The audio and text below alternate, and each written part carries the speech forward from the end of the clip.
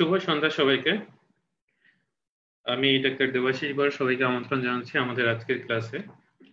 সবাই জানো যে আমরা বিলি ল্যাবের বিভিন্ন টপিক, যে টপিকগুলোর উপর ভাইভাতে বিভিন্ন কোশ্চেন করা হয়, বিভিন্ন সময় রিটেন, ক্লিনিক্যাল টপিক এবং ভাইভার টপিকগুলো, সেগুলোর উপর আলোচনা করছি। তো আমাদের আজকের যে প্রশ্নটা সামনে আসছে সেটা হচ্ছে, what is inflammatory bowel disease?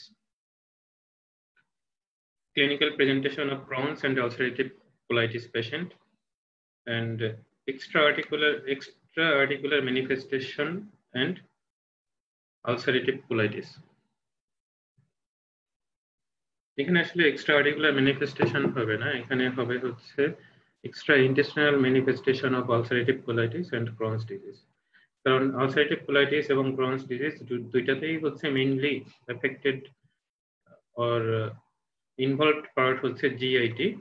So জিআইটির বাইরে আর কোথায় কোথায় হচ্ছে আলসারেটিভ কোলাইটিস অথবা ক্রনস ডিজিজ ইনভলভড হতে পারে, সেটাই স্যার বিভিন্ন সময় জানতে চাই।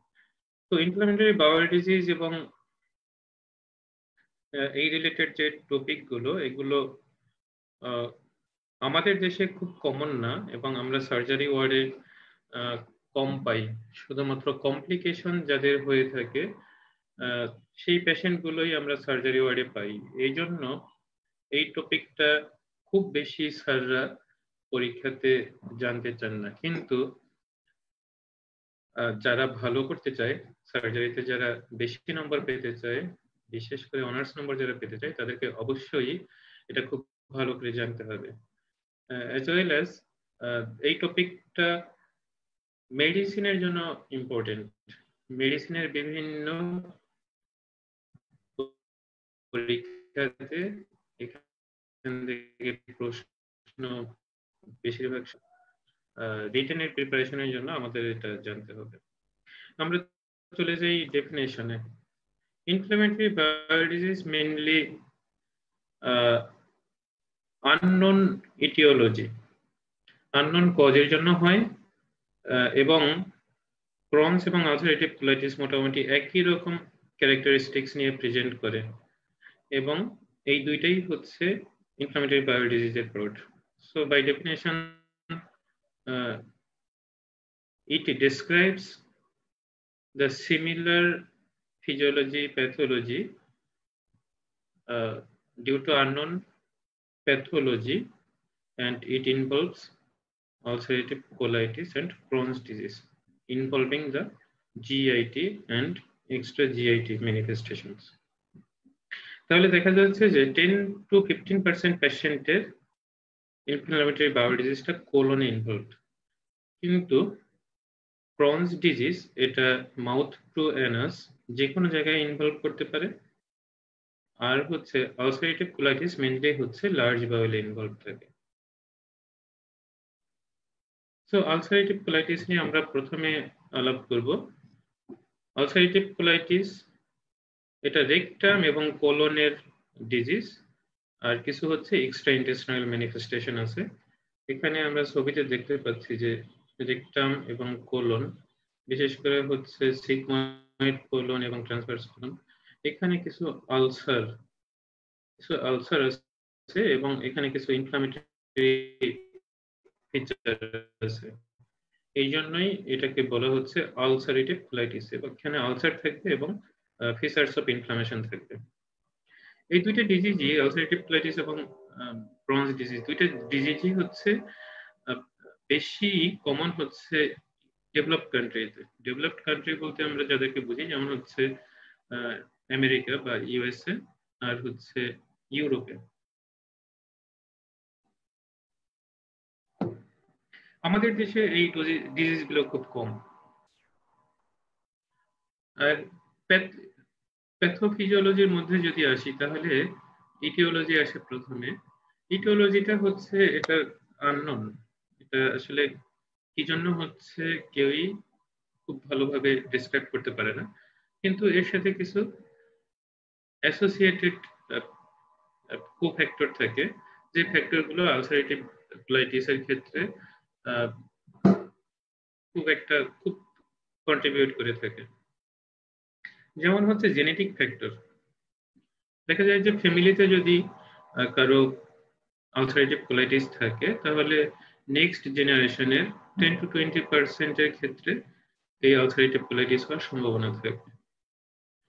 ক্রোনস ডিজিজের ক্ষেত্রে স্মোকিংটা একটা প্রিডিসপোজিং ফ্যাক্টর, বাট স্মোকিং এর একটা ভালো দিক হচ্ছে স্মোকিং এর ফলে নিকোটিন যেটা থাকে এই নিকোটিনটা আবার আলসারেটিভ কোলাইটিস এর ক্ষেত্রে প্রোটেক্টিভ। তাহলে স্মোকিং করলে পরে আলসারেটিভ কোলাইটিস এটা অনেকের ক্ষেত্রে মানে রিমিশনে চলে যায়, কিন্তু তার মানে যাদের আলসারেটিভ কোলাইটিস আছে তাদের স্মোক করতে দেওয়া হবে না, কারণ স্মোকিং এর যে সাইড এফেক্ট সেগুলো এই আলসারেটিভ কোলাইটিসের চাইতে অনেক বেশি সিভিয়ার। তাহলে নিকোটিনের জন্য স্মোকিং এটা প্রোটেক্টিভ ফর আলসারেটিভ কোলাইটিস, কিন্তু ক্রনস ডিজিজের ক্ষেত্রে কিন্তু উল্টা, ক্রনস ডিজিজে আবার স্মোকিং করলে পরে এটার সিভিয়ারিটি বাড়ে।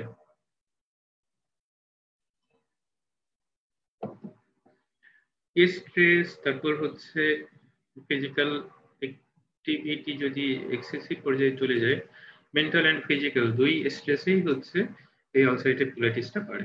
তাহলে দেখা যাচ্ছে যে স্ট্রেস, তারপর হচ্ছে জেনেটিক প্রিডিসপোজিশন, আর হচ্ছে ডায়েটারি কিছু ফ্যাক্টর আছে, যেমন হচ্ছে রিফাইন্ড ডায়েট, মানে যে ডায়েটগুলোর মধ্যে ডায়েটারি ফাইবারটা কম, সেই ফাইবার কম যুক্ত ডায়েট যারা খায় তাদেরও আলসারেটিভ কোলাইটিস হওয়ার পসিবিলিটি বাড়ে। এখানে প্যাথোলজি যদি আমরা দেখি তাহলে এটা মেইনলি লার্জ বাউলকে ইনভলভ করে, স্মল বাউলকে ইনভলভ করে, কিন্তু লার্জ বাউলে যখন ইনভলভ করে তখন হচ্ছে রেকটাম বেশি ইনভলভ হয়। রেকটামে যখন ইনফ্লামেশন হয় তখন এটাকে বলা হয় প্রোক্টাইটিস। রেকটাম এর সাথে মানে সিমিলার শব্দ হচ্ছে প্রোক্টো। সো রেকটামের ইনফ্লামেশন আমরা সব জায়গায় হচ্ছে আইটিস যুক্ত করে দেয়, কিন্তু রেকটামের ক্ষেত্রে এটা করা যাবে না। রেকটামের ক্ষেত্রে ইনফ্লামেশন হলে পরে সেটাকে বলতে হবে প্রোক্টাইটিস। এটা মনে রাখার জন্য আরেকটা সহজ টার্ম যেটা হচ্ছে আমরা রেকটাল এক্সামিনেশন করি, যেমন হচ্ছে প্রোক্টোস্কোপি করি, প্রোক্টোস্কোপি দিয়ে এটা মনে রাখার সুবিধা। তাহলে হচ্ছে প্রোক্টোস্কোপি মানে রেকটামের এক্সামিনেশন, আর রেকটামের ইনফ্লামেশন হচ্ছে প্রোক্টাইটিস। তারপর হচ্ছে প্রোক্টোসিগময়েডাইটিস, এটা রেকটাম এবং সিগময়েড কোলন দুইটাকে ইনভলভ করবে। Distal colitis rectum, sigmoid colon and descending কোলনকে ইনভলভ করবে। প্যান মানে হচ্ছে পুরোটা, পুরো লার্জ বাউল যদি ইনভলভ থাকে তাহলে সেটাকে বলছে প্যান কোলাইটিস, প্যান কোলাইটিস। আর হচ্ছে অনেক সময় টার্মিনাল আইলিয়াম ইনভলভ থাকে, এটাকে বলা হচ্ছে আইডিয়াইটিস। এর সাথে আরেকটা ইনফ্লামেশনের কথা আমরা জেনে নিই, সেটা হচ্ছে সিকাম। সেই সিকাম যদি ইনভলভ হয় শুধুমাত্র, সেটাকে বলা হচ্ছে টিফলাইটিস, টিফলাইটিস। তাহলে এই রিজিয়ন ওয়াইজ আমরা এর ইনভলভমেন্টটা পাই এবং এখানে ইনফ্লামেশনটা হয়। আর সবার ক্ষেত্রে দেখা যায় যে প্রথমে রেকটাম ইনভলভ হয়ে সেটা কন্টিনিউ করে হচ্ছে sigmoid colon, ascending descending colon, then transverse colon, then হচ্ছে অ্যাসেন্ডিং কোলন এন্ড সিকামে। এই ইনফ্লামেশন গুলো হয় হচ্ছে ডিফিউজ এবং কনফ্লুয়েন্ট। এটা বেশ কিছু জায়গা জুড়ে ইনফ্লামেশন হয়, আর এটা আলাদা আলাদা পেচি এরিয়াতে ইনফ্লামেশনটা হয় না, এবং বেশ কিছু জায়গা জুড়ে হয় এবং হচ্ছে একটার সাথে আর একটা ইনফ্লামেটরি এরিয়া লেগে থাকে, এবং এটা আলাদা আলাদা হয় না, একসাথে থাকে। এবং এগুলো হচ্ছে সুপারফিশিয়াল হয়, ইউজুয়ালি রেকটাম বা লার্জ বাউলের মিউকোজা এবং সাব মিউকোজা এই দুইটা জায়গায় ইনভলভ হয়। তাহলে আমরা এখানে ইনফ্লামেশনটা দেখলাম হচ্ছে ডিফিউজ হয়, কনফ্লুয়েন্ট হয় এবং সুপারফিশিয়াল হয়। তাহলে স্কিপ লেশন কিন্তু লার্জ এই আলসারেটিভ কোলাইটিসে হয় না, এটা হচ্ছে কনফ্লুয়েন্ট হয়। আর এরকম ইনফ্লামেশন হতে থাকলে সিউডো পলিপোসিস হতে পারে, পলিপের মতোই কিন্তু পলিপ না, সিউডোপলিপোসিস, এই জন্য এটাকে বলা হচ্ছে সিউডোপলিপোসিস, ফলস পলিপ। স্ট্রাকচার এখানে খুবই আনকমন, কারণ লার্জ বাউল হচ্ছে অনেক ডায়ামিটারটা অনেক বেশি, এই জন্য লার্জ বাউল ইনফ্লামেশনের কারণে দেখা যায় যে স্ট্রাকচারিংটা খুব রেয়ারলি হয়। এখানে স্ট্রাকচারিংটা মেইনলি লার্জ বাউলে হয় অন্য কারণে, সেটা হচ্ছে মেলিগন্যান্সিতে। মেলিগন্যান্সিতে যদি সার্কুলার প্যাটার্নে বা অ্যানুলার প্যাটার্নে কোনো মেলিগন্যান্সি হয়, সেক্ষেত্রেই লার্জ বাউল স্ট্রাকচার হয়। কিন্তু আলসারেটিভ কোলাইটিস, এখানে যে ইনফ্লামেশনটা হয়, এই ইনফ্লামেশনের কারণে কিন্তু এখানে স্ট্রাকচারটা হয় না। হিস্টোলজিক্যালি দেখা যায় যে এখানে ইনফ্ল্যামেটরি সেলগুলো মিউকোজা এবং সাবমিউকোজাতে থাকে, এবং অনেক সময় ক্রিপ্ট অ্যাবসেস, এখানে যে ক্রিপ্ট অফ লিভার কোন থাকে সেখানে অ্যাবসেস ফরমেশন হতে পারে। লার্জ বাউলে আমরা জানি গবলেট সেল থাকে, এই গবলেট সেলগুলো ডিপ্লেশন হয়, মানে নাম্বারটা কমে যায়। মিউকাস সেক্রেটিং গবলেট সেলগুলো কমে গেলে পরে মিউকাস সেক্রেশনটাও কমে যায়। আর এটা সবচেয়ে ডেঞ্জারাস দিক হচ্ছে আলসারেটিভ কোলাইটিস কিন্তু ক্যান্সারে ট্রান্সফর্ম করতে পারে, এবং লং টার্ম যখন আলসারেটিভ কোলাইটিস পারসিস্ট করে তখন এটা ডিসপ্লাসিয়া করে, মানে এক ধরনের সেল থেকে, নর্মাল সেলগুলো থেকে কিছুটা চেঞ্জ হয়ে হয়ে আস্তে আস্তে করে মেলিগন্যান্ট সেলের দিকে ট্রান্সফর্ম করতে পারে। এবং এই জন্য আলসারেটিভ কোলাইটিসের লেশনগুলোকে প্রি ক্যান্সারাস লেশন বলা হয়, এবং এগুলো ডিসপ্লাসিয়া হতে হতে মেলিগন্যান্ট চেঞ্জ হতে পারে। এটাই হচ্ছে আলসারেটিভ কোলাইটিসের সবচেয়ে ডেঞ্জারাস দিক। পেশেন্ট আসলে সিমটম অনেকগুলো নিয়ে প্রেজেন্ট করতে পারে, তবে কোন এরিয়াটা ইনভলভড সেই এরিয়ার উপর ডিপেন্ড করে পেশেন্ট প্রেজেন্ট করে। ইউজুয়ালি সাধারণত দেখা যায় যে প্রোক্টাইটিস নিয়ে প্রেজেন্ট করে পেশেন্ট, এবং কোনো সিস্টেমিক বা এক্সট্রা এলিমেন্টারি কোনো ম্যানিফেস্টেশনস এখানে থাকে না। আর এই পেশেন্টের সিমটম গুলো মেইনলি হয় হচ্ছে পারেক্টাল ব্লিডিং নিয়ে। পারেক্টাল ব্লিডিংটা হয় হচ্ছে স্টুলের সাথে মিক্সড হয়ে, যখন রেকটাম ইনভলভ হয় তখন দেখা যায় যে ফ্রেশ ব্লাড সবসময় আসে না, কিছুটা অল্টার্ড ব্লাড এবং মিক্সড উইথ স্টুল, এটা নিয়ে প্রেজেন্ট করে। এবং রেকটামে যে কোনো ধরনের আলসার হোক, গ্রোথ হোক, সেই পেশেন্টগুলোর ক্ষেত্রে সবসময় দেখা যায় যে টিনিসমাস থাকে। টিনিসমাস হচ্ছে painful desire of defecation, painful desire of defecation. কিন্তু অনেক তীব্র একটা ডিজায়ার থাকলেও খুব অল্প পরিমাণ স্টুল মিক্সড উইথ ব্লাড, এটা পেশেন্ট পাস করে, এটাই হচ্ছে টিনিসমাস। আর হচ্ছে আলসার থেকে মিউকাস ডিসচার্জ হয় এবং সেই মিউকাসটা স্টুলের সাথে বের হয়। তাহলে পারেক্টাল ব্লিডিং, টিনিসমাস এবং মিউকাস ডিসচার্জ, এগুলো নিয়ে পেশেন্ট প্রেজেন্ট করে। এই ফিচারগুলো কার্সিনোমা রেকটামের ক্ষেত্রে কমনলি পাওয়া যায়। সেক্ষেত্রে সিমটম দেখে অনেক সময় হচ্ছে কার্সিনোমা রেকটামের সাথে কনফিউজ হতে পারে, এই জন্য ডিফারেন্সিয়াল ডায়াগনোসিস হিসেবে কার্সিনোমা রেকটাম একটা ডিফারেন্সিয়াল ডায়াগনোসিস চলে আসে।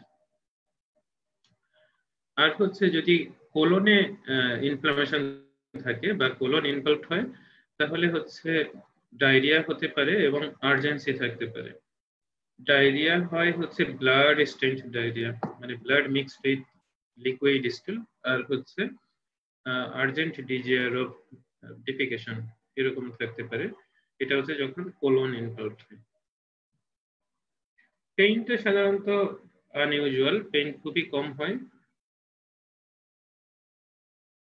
আর যখন ডিজিজটা অনেক বেশি এরিয়াকে ইনভলভ করে তখন হচ্ছে extra intestinal manifestation with systemic আপসেটের ফিচারগুলো পাওয়া যায়। আর সিস্টেমিক ইলনেসের মধ্যে হচ্ছে malaise, loss of appetite and fever, এই তিনটা কমন। Malaise, loss of appetite and fever, এগুলো পাওয়া যায় যখন হচ্ছে এক্সটেন্সিভ ইনভলভমেন্ট থাকে। তাহলে আমরা যদি ফিচারগুলো দেখি যে আসলে পেশেন্ট মেইনলি কি কি ফিচার নিয়ে প্রেজেন্ট করে, সেটা হচ্ছে রেকটাল ব্লিডিং মোস্ট কমন, দেন হচ্ছে ওয়েট লস থাকতে পারে পেশেন্টের ডায়রিয়া থাকতে পারে, পেশেন্টের সিস্টেমিক, আর হচ্ছে পেশেন্টের আর্জেন্ট বাওয়েল মুভমেন্ট, যেটা টেনিসমাস অথবা আর্জেন্সি হিসেবে প্রেজেন্ট করতে পারে। অনেক সময় সিস্টেমিক আপসেটের মধ্যে হচ্ছে ফিভার এবং ম্যালনিউট্রিশন, এই দুইটা থাকতে পারে। পেইনটা নট ইউজুয়াল, বাট পেইনও থাকতে পারে এই ধরনের পেশেন্টের। এটাকে আসলে 4টা ভাগে ভাগ করা হয় ফিচারগুলোর উপর বেস করে, সিভিয়ারিটির উপর বেস করে। এবং এটা হচ্ছে মাইল্ড, মডারেট, সিভিয়ার এন্ড ফালমিনেন্ট। ফালমিনেন্ট মানে হচ্ছে অনেক তীব্র ইনফ্লামেশন। তাহলে মাইল্ড ভ্যারাইটি মানে হচ্ছে সিমটম গুলো অবশ্যই কম থাকবে। এটা মেইনলি ভাগ করা হয় হচ্ছে স্টুল কতবার পাস করে দিনে, এটার উপর বেস করে। যেহেতু অনেক বেশি ফ্রিকোয়েন্সি বাড়ে স্টুল প্যাসেজের, সেহেতু স্টুল পাস করার ফ্রিকোয়েন্সির উপর বেস করে এটাকে ভাগ করা হয়। সাথে হচ্ছে সিস্টেমিক টক্সিসিটি এবং পারেক্টাল ব্লিডিং, এই দুটো ফিচার অ্যাড করা হয়।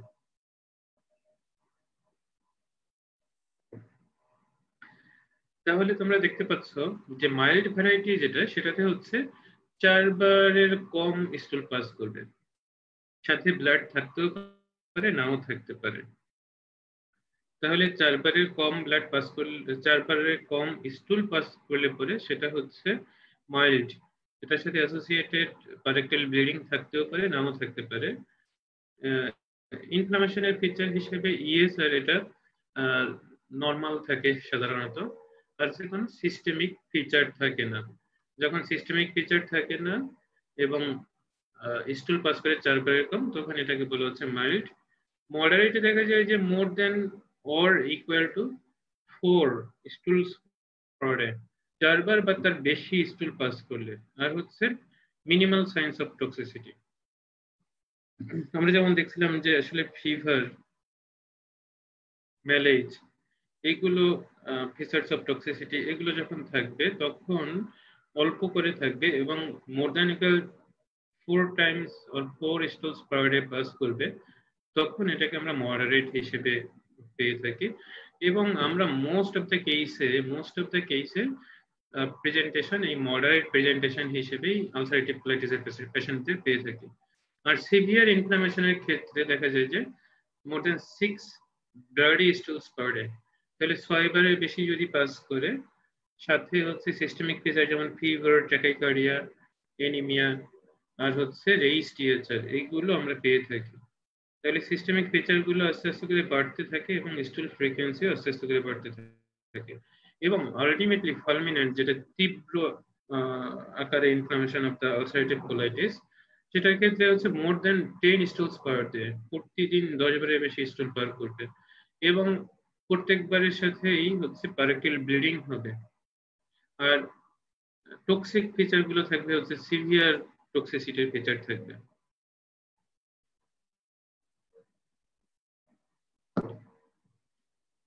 এবং এই ধরনের পেশেন্টের ক্ষেত্রে দেখা যায় যে টক্সিক মেগাকোলনের যে ফিচারগুলো আছে সেগুলো থাকে, যেমন হচ্ছে অ্যাবডোমিনাল ডিস্টেনশন থাকে, অ্যাবডোমিনাল টেন্ডারনেস থাকে, দেন হচ্ছে এত বেশি ব্লিডিং হয় যে ট্রান্সফিউশন প্রয়োজন হয় পেশেন্টের।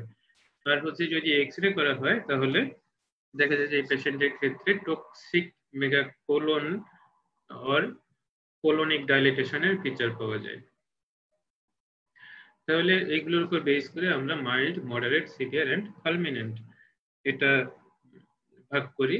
এবং তোমাদেরকে অ্যাটলিস্ট জানতে হবে যে মাইল্ডে হচ্ছে লেস দেন 4, মডারেটে হচ্ছে মোর দেন ইকুয়াল 4, সিভিয়ারে হচ্ছে মোর দেন 6 এন্ড ফালমিনেন্টে হচ্ছে মোর দেন 10 স্টুলস পার ডে পাস করবে patient according to severity of ulcerative colitis.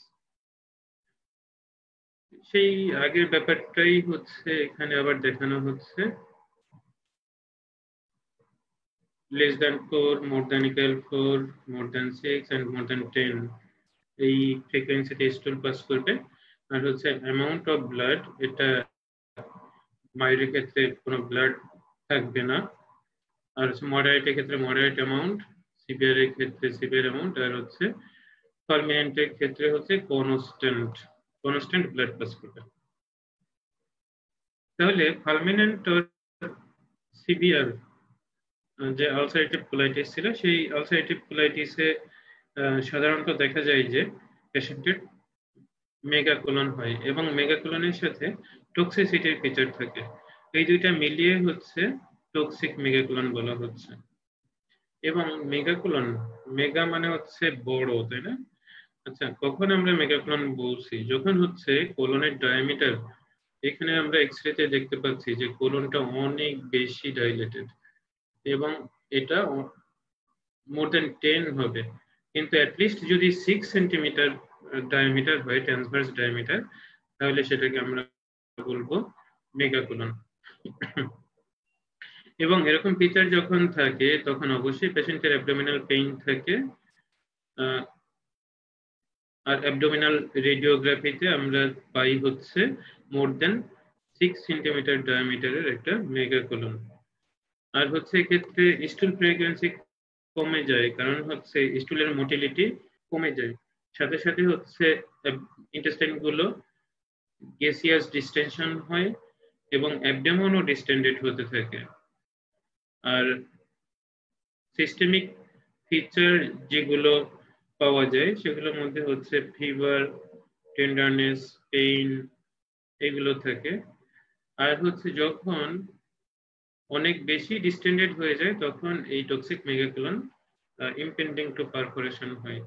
আমরা আগে পড়েছি যে আসলে যত বেশি ডিস্টেনশন হবে তত বেশি ইস্কেমিয়া হবে এবং সেই ইস্কেমিয়ার কারণে এই মেগাকোলনের পারফোরেশনের সম্ভাবনাটা বেড়ে যাবে।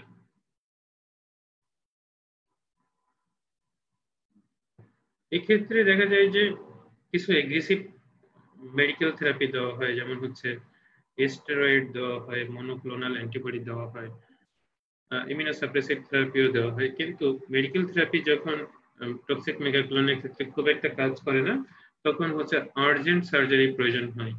কারণ যখনই লার্জ বাওয়েল অথবা টক্সিক মেগাকোলন এটা পারফোরেটেড হবে, পারফোরেটেড হলেই bacterial and faecal peritonitis develop করবে এবং এই পেরিটোনাইটিস ডেভেলপ করলে পেশেন্টের আউটকাম খুব গ্রেভ আউটকাম হয়।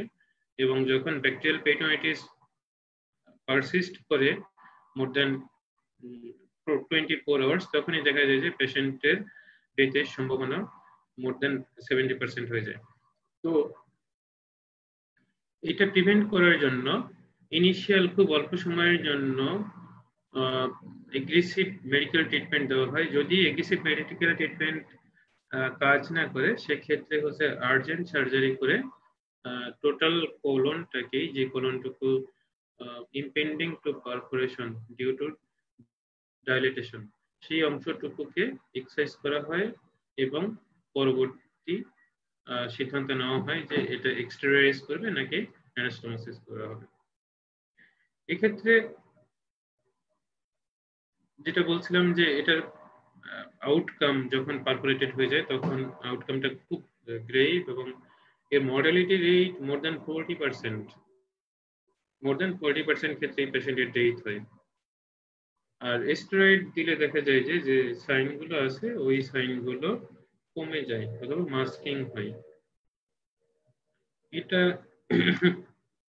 একটা পিকচার যেটাতে দেখা যাচ্ছে সিগময়েড কোলনটা hugely dilated in comparison to ascending transverse colon, এবং এই সিগময়েড কোলনের মধ্যে কিছু কিছু এরিয়া হচ্ছে blackish bluish due to ischemia. So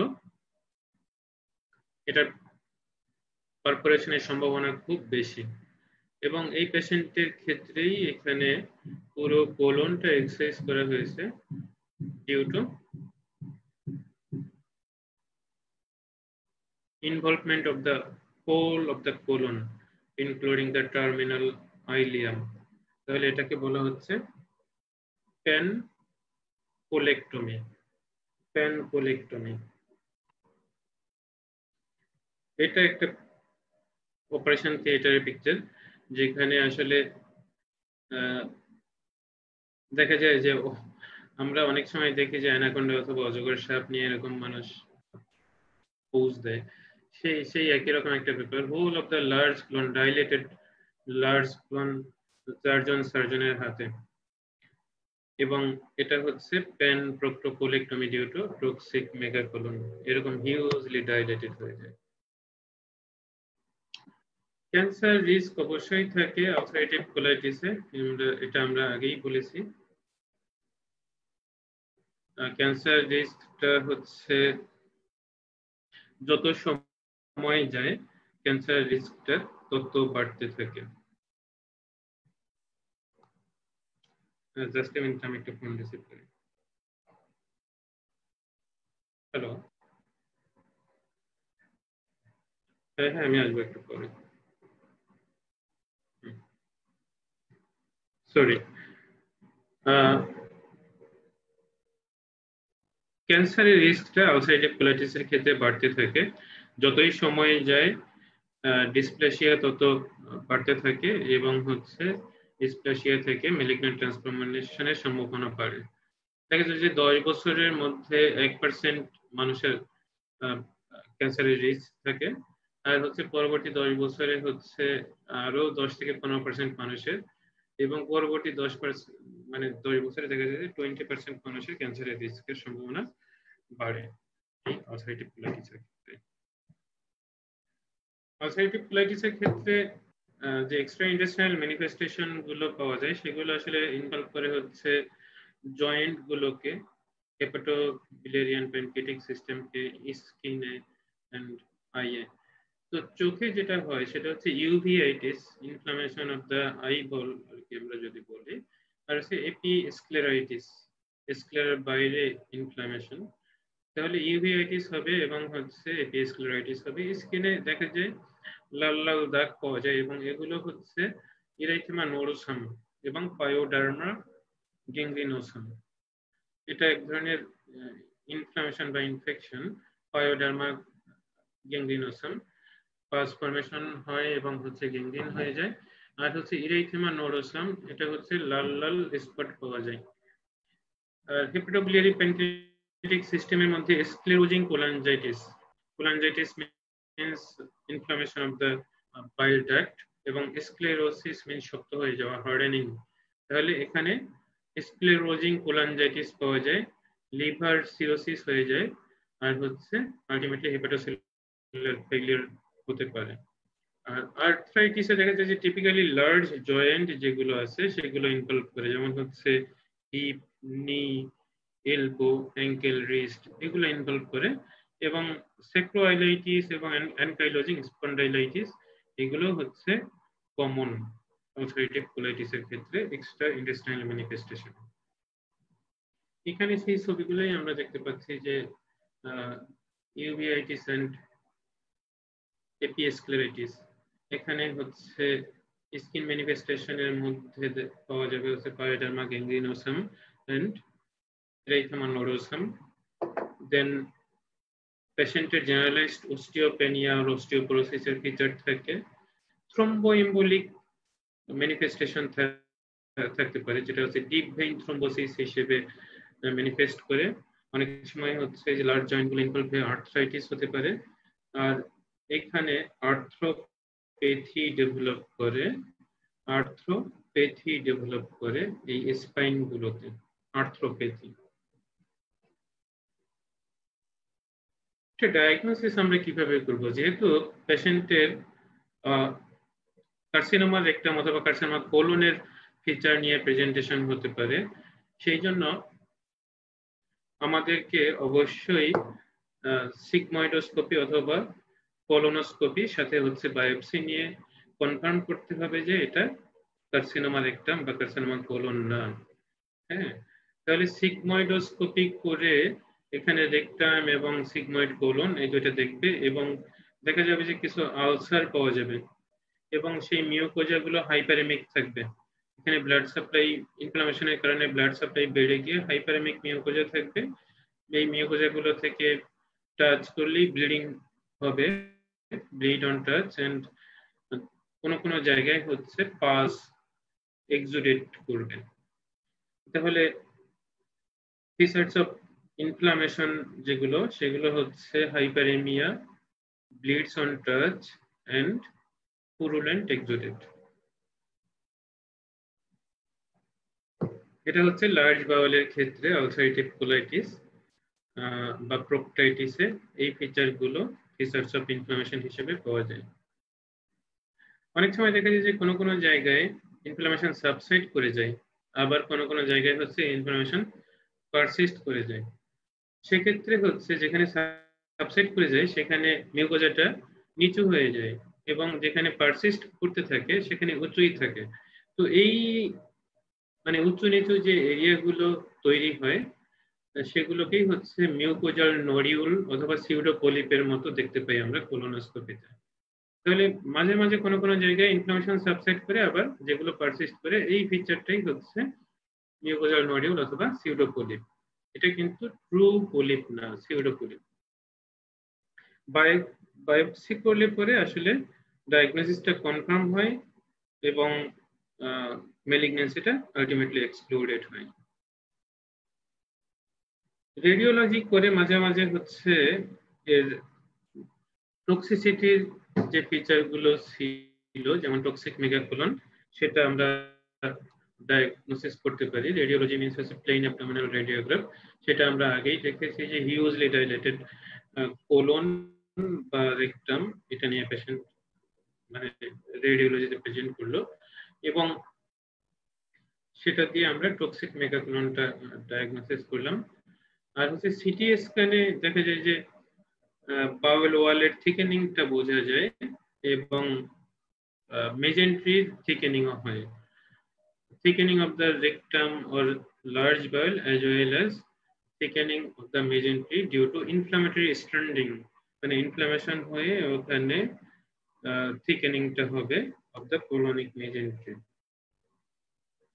এখানে আমরা সিটি স্ক্যানের একটা ছবি দেখতে পাচ্ছি, একটা স্লাইড, খুব ভালো বোঝা যায় না, কিন্তু ইন্টেস্টাইন, স্মল ইন্টেস্টাইন, এখানে হচ্ছে ডিসেন্ডিং কোলন অথবা সিগময়েড কোলন, এখানে হচ্ছে অ্যাসেন্ডিং, এটা হচ্ছে অ্যাসেন্ডিং কোলন, এইগুলো হচ্ছে মেজেন্ট্রি এবং এগুলো দেখা যায় যে প্রত্যেকটাই থিকেন্ড। এটা একটা মাল্টি ডিসিপ্লিনারি অ্যাপ্রোচে ট্রিটমেন্ট করতে হয়, both the surgeon and the physician, দুই গ্রুপকেই ইনভলভ করতে হয়।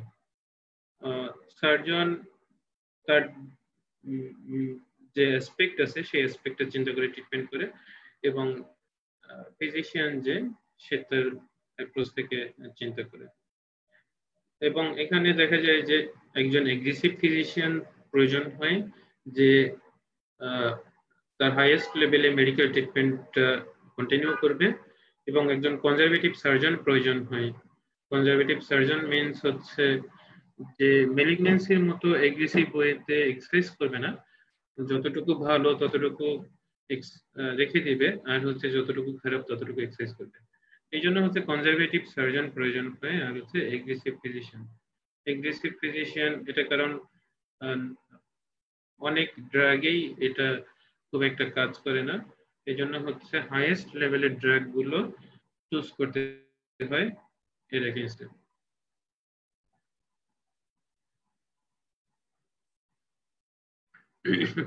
মেডিকেল ট্রিটমেন্টের মধ্যে মেইনলি হচ্ছে অ্যান্টি ইনফ্ল্যামেটরি যে এজেন্টগুলো আছে সেই অ্যান্টি ইনফ্ল্যামেটরি এজেন্টগুলো এখানে দেওয়া হয়। এখানে নামগুলো তোমাদের মনে রাখতে হবে, যেগুলো হচ্ছে কর্টিকোস্টেরয়েড। কর্টিকোস্টেরয়েড এটা হচ্ছে মেইন ট্রিটমেন্ট, এবং যে কোনো একিউট এক্সাজারেশন অফ ইনফ্লামেশন এটাকে প্রিভেন্ট করবে হচ্ছে কর্টিকোস্টেরয়েড। যখনই অ্যাক্টিভ ইনফ্লামেশনের ফিচার থাকবে তখনই হচ্ছে কর্টিকোস্টেরয়েড দিলে পরে এটা সাবসাইড করবে, ফ্লেয়ার আপটা প্রিভেন্ট করবে। তারপর হচ্ছে কর্টিকোস্টেরয়েডের একটা সাইড এফেক্ট হচ্ছে এটা লং টার্ম দেওয়া যায় না, তাহলে ইমিউন সাপ্রেশন হয় এবং লং টার্ম অ্যাডমিনিস্ট্রেশনে কিছু ফিচার পাওয়া যায়। সেক্ষেত্রে অন্য যে অ্যান্টি ইনফ্লামেটরি মেডিকেশন গুলো আছে সেগুলো হচ্ছে লং টার্ম ব্যবহার করা যায়, যেমন হচ্ছে 5-অ্যামাইনোস্যালিসাইলিক অ্যাসিড, এটা সিস্টেমিক ইয়েতেও দেওয়া যায়, আর হচ্ছে ট্রপিক্যালি পার রেক্টামেও দেওয়া যায়। কর্টিকোস্টেরয়েডও পার রেক্টাম লোকালি ব্যবহার করা যায়। এনেমা হিসেবে, স্টেরয়েড এনেমা হিসেবে দেওয়া যায়। আবার 5 অ্যামাইনো স্যালিসিলিক এটাও হচ্ছে এনেমা হিসেবে দেওয়া যায়, আবার সিস্টেমিক থেরাপিও দেওয়া যায়। ইমিউনোসাপ্রেসিভ আর কিছু ড্রাগ ব্যবহার করা হয়, যেমন হচ্ছে অ্যাজাথায়োপ্রিন এবং সাইক্লোস্পোরিন। তাহলে আমাদেরকে মনে রাখতে হবে কর্টিকোস্টেরয়েড দেওয়া হয়, 5 অ্যামাইনো স্যালিসিলিক অ্যাসিড দেওয়া হয়, দেন হচ্ছে ইমিউনোসাপ্রেসিভ এজেন্ট গুলোর মধ্যে হচ্ছে অ্যাজাথায়োপ্রিন এবং সাইক্লোস্পোরিন। এই ড্রাগ গুলো দেওয়া হয় স্টেরয়েডের পরবর্তী এজেন্ট হিসেবে, কারণ স্টেরয়েড লং টার্ম ইউজ করা যায় না, সেক্ষেত্রে কন্টিনিউশন করা হয়ে হচ্ছে অ্যাজাথায়োপ্রিন এবং সাইক্লোস্পোরিন, এই দুইটা ইমিউনোসাপ্রেসিভ থেরাপি। আর নিউয়েস্ট ট্রিটমেন্ট মডালিটি হচ্ছে মনোক্লোনাল অ্যান্টিবডি। মনোক্লোনাল অ্যান্টিবডি এটা হচ্ছে anti tumour necrosis factor alpha যেটা আছে, যেটা মেইন ফ্যাক্টর ফর ইনফ্লামেশন, এটার এগেইনস্টে কাজ করে। টিউমার নেক্রোসিস ফ্যাক্টর আলফা এটার এগেইনস্টে কাজ করে বলে এটাকে অ্যান্টি টিউমার নেক্রোসিস ফ্যাক্টর বলা হয়। তাহলে আমাদের যদি প্রথম চিন্তা করি তাহলে দিতে হবে স্টেরয়েড, দেন 5 অ্যামাইনো স্যালিসিলিক অ্যাসিড, দেন ইমিউনোসাপ্রেসিভ থেরাপি, দেন হচ্ছে মনোক্লোনাল অ্যান্টিবডি। কখন আমরা সার্জারি করব? আমাদের সার্জনদের সামনে তখনই এই পেশেন্ট গুলো আসে যখন হচ্ছে ফিজিশিয়ানরা তাদের ড্রাগ গুলো দিয়েও এই ডিজিজের সাথে ফাইট করতে পারে না, এবং যখন একিউট কন্ডিশন ডেভেলপ করে তখন হচ্ছে এই পেশেন্ট গুলো সার্জারি ডিপার্টমেন্টে আসে, এবং আমরা সেই ইন্ডিকেশন গুলো তখন খুঁজি যে এই পেশেন্টের সার্জারির ইন্ডিকেশন আছে কিনা। সেই ইন্ডিকেশন গুলো হচ্ছে সিভিয়ার আর ফালমিনেটিং ডিজিজ, এটা আমরা বলছি আগেই যে মেডিকেল থেরাপিতে সিভিয়ার ডিজিজ এবং ফালমিনেটিং ডিজিজ এটা সাবসাইড করে নাই, তখন সার্জারি করে এক্সারসাইজ করতে হবে ইনভলভ পার্টটুকু, না হলে দেখা যাবে যে চান্স অফ পারফোরেশন থাকবে এবং সেটা থেকে ব্যাকটেরিয়াল পেরিটোনিটিস হয়ে পেশেন্টের ডেথের সম্ভাবনা থাকবে। অনেক সময় হচ্ছে অনেক দিন ধরে ক্রনিক ডিজিজ চলতে থাকলে পরে ওই ক্রনিক ডিজিজের সাথে এনিমিয়া থাকবে, তারপর হচ্ছে আর্জেন্সি, টিনেসমাস এবং ফ্রিকুয়েন্ট স্টুল থাকবে, পারেক্টাল ব্লিডিং থাকবে। এরকম যদি চলতেই থাকে তাহলে আমরা যে আগে অ্যান্টি ইনফ্ল্যামেটরি এবং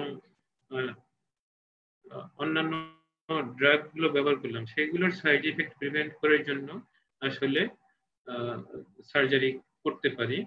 দেখা যায় যে তাহলে তার এই আর্জেন্সি, টিনেসমাস, ফ্রিকুয়েন্ট স্টুল এবং অ্যানিমিয়া এই জিনিসগুলো কমবে। তাহলে ক্রনিক ডিজিজে আমরা করতে পারি, একিউট সিভিয়ার ডিজিজে করতে পারি। তাহলে আর হচ্ছে স্টেরয়েড ডিপেন্ডেন্ট ডিজিজ, যে কন্ডিশনে পেশেন্ট স্টেরয়েড ডিপেন্ডেন্ট হয়ে যায়, স্টেরয়েড ছাড়া অন্য কোনো ড্রাগ কাজ করে না, কিন্তু স্টেরয়েডের সাইড ইফেক্ট অনেক বেশি, ওইটা প্রিভেন্ট করার জন্য লার্জ বাওয়েলের ইনভলভ পার্টকে এক্সারসাইজ করতে হয়। তাহলে স্টেরয়েড ডিপেন্ডেন্ট ডিজিজেও আমরা সার্জারি করব। মেডিকেল থেরাপি যখন পেশেন্ট টলারেট করতে পারে না, কারণ মেডিকেল থেরাপির অনেক সাইড ইফেক্ট আছে, সেক্ষেত্রেও সার্জারি করব। নিউপ্লাস্টিক চেঞ্জ হলে অবশ্যই অপারেশন করব, কারণ সেটা অপারেশন ছাড়া কোনো প্যালিয়েটিভ থেরাপি কোনো স্কোপ নাই, কারণ operation is the best palliation in case of neoplastic change. আর হচ্ছে এক্সট্রাইন্টেস্টিনাল ম্যানিফেস্টেশন যখন সিভিয়ার হবে তখন আমরা সার্জারি করব, কারণ লোকাল প্যাথোলজির কারণেই আমাদেরকে সিস্টেমিক যে আপসেট গুলো হচ্ছে, ম্যানিফেস্টেশন গুলো হচ্ছে, সেটা মাথায় রাখতে হবে। তাহলে লোকাল ডিজিজ এরিয়া যদি আমরা এক্সারসাইজ করতে পারি তাহলে এক্সট্রাইন্টেস্টিনাল ম্যানিফেস্টেশন গুলো সাবসাইড করবে। আর হচ্ছে যখন পেশেন্টের সিভিয়ার হিমোরেজ থাকবে অথবা হচ্ছে স্টেনোসিস থাকবে কজিং অবস্ট্রাকশন। স্টেনোসিস যদিও আনকমন, সিভিয়ার হেমোরেজটা কমন, তাহলে সিভিয়ার হেমোরেজ আর স্টেনোসিস এক্ষেত্রেও আমাদেরকে সার্জারি করতে হবে। এই ইন্ডিকেশন গুলো স্যাররা জানতে যেতে পারে, কারণ হচ্ছে এইগুলো না জানলে পরে হচ্ছে আলসারেটিভ কোলাইটিস এর সার্জিক্যাল অ্যাসপেক্ট গুলো আমাদের জানা হবে না। তাহলে সার্জিক্যাল অ্যাসপেক্টের মেইন যে কনসার্ন সেটা হচ্ছে indications of surgery in case of ulcerative colitis. এখানে বেলি ল্যাবের ছোট একটা বক্সের মধ্যে দেওয়া আছে, সেটা হচ্ছে ইনট্রাক্টেবিলিটি, দ্যাট মিনস হচ্ছে অন্যান্য ট্রিটমেন্ট কাজ করছে না। দেন হচ্ছে ডিসপ্লেসিয়া এন্ড কার্সিনোমা, এই দুটো।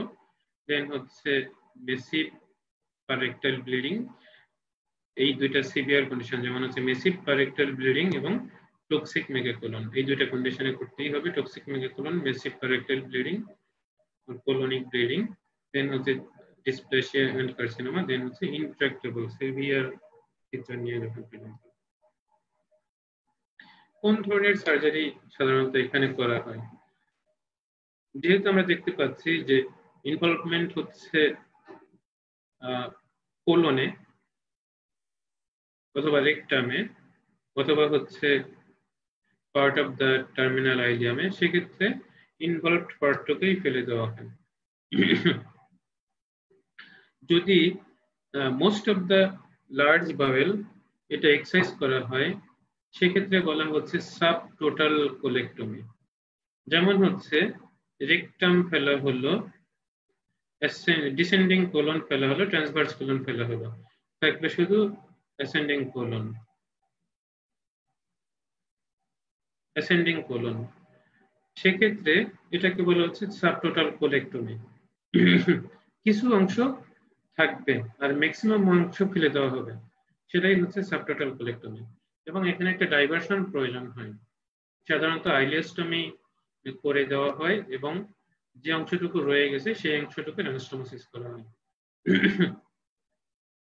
তাহলে সাবটোটাল কোলেক্টমি এবং আইলিওস্টমি এটা হচ্ছে মেইনলি করা হয়। অনেক সময় হচ্ছে প্রোক্টোকোলেক্টমি, রেকটাম এবং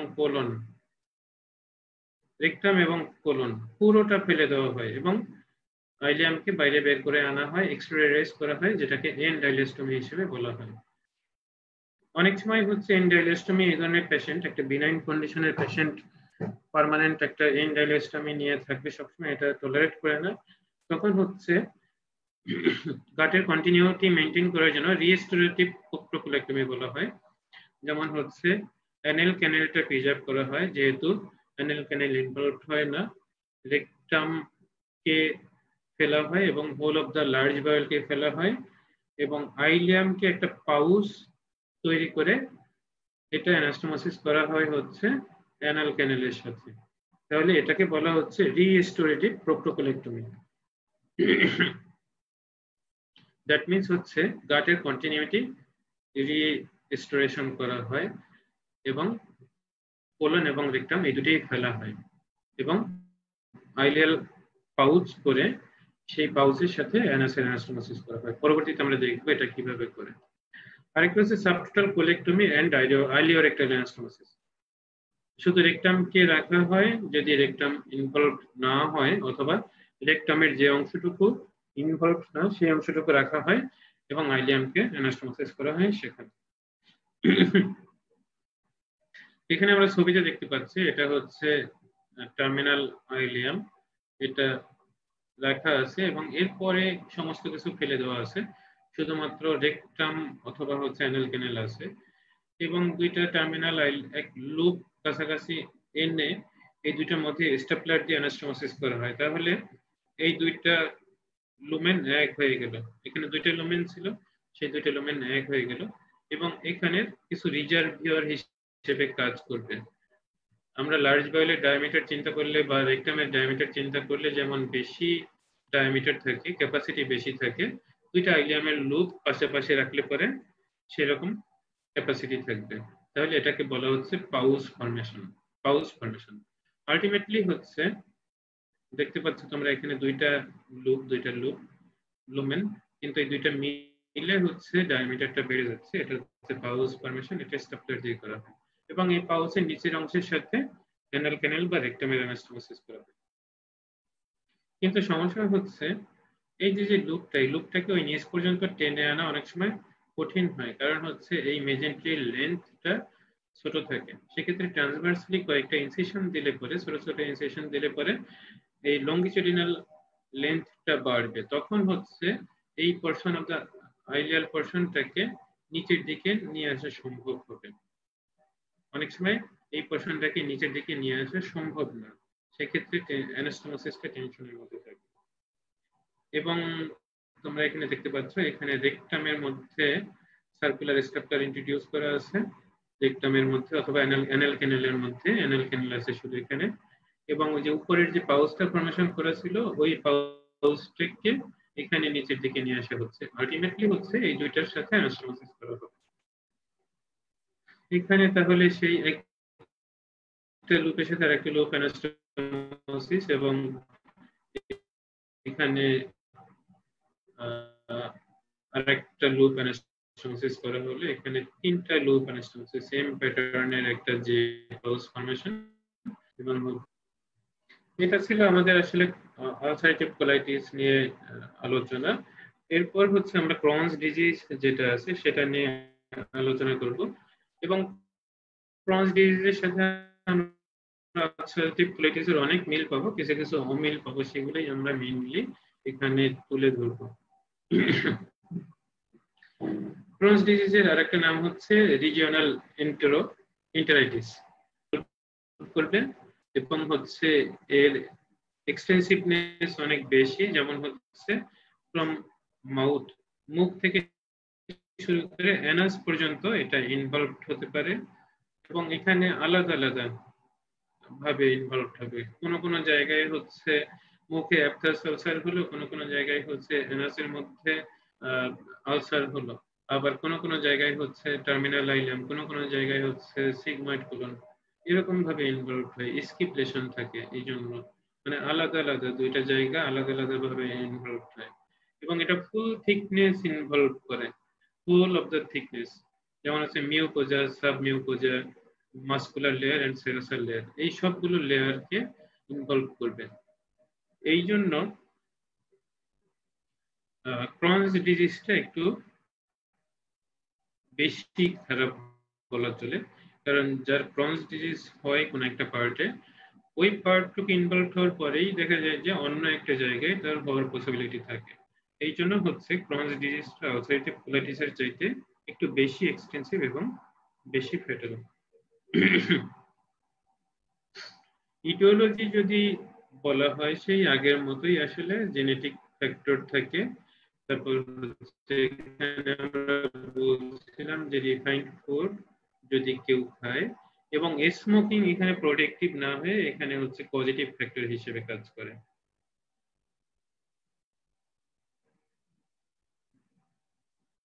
এবং ইনভলভমেন্টের কথা যদি বলা হয়, সেখানে হচ্ছে টার্মিনাল আইলিয়াম হচ্ছে মোর দেন 65% কেসেই টার্মিনাল আইলিয়াম ইনভলভ হয়। এখানে কোলন ইনভলভ হওয়ার পসিবিলিটি খুব কম, কোলন ইনভলভ হওয়ার পসিবিলিটি খুব কম, কিন্তু আবার অ্যানাল ক্যানেল ইনভলভমেন্টের রেট আবার অনেক বেশি। দেখা যায় যে পেরিয়ানাল কন্ডিশন নিয়ে patient 50 to 75% patient perianal pathology নিয়ে প্রেজেন্ট করে, 50 to 75% পেশেন্ট। তো মাইক্রোস্কোপিক্যালি যেটা পাওয়া যায় সেটা হচ্ছে ইন্টেস্টাইনাল ওয়াল যেটা আছে সেই ওয়ালগুলো থিকেন্ড হয়ে যাবে, ইনফ্লামেশনের কারণে ওয়ালগুলো থিকেন্ড হয়ে যাবে, এবং হচ্ছে এটা ওপেন করলে পরে এটা লঙ্গিটিউডিনাল আলসার পাওয়া যায়। কোনো কোনো জায়গায় হচ্ছে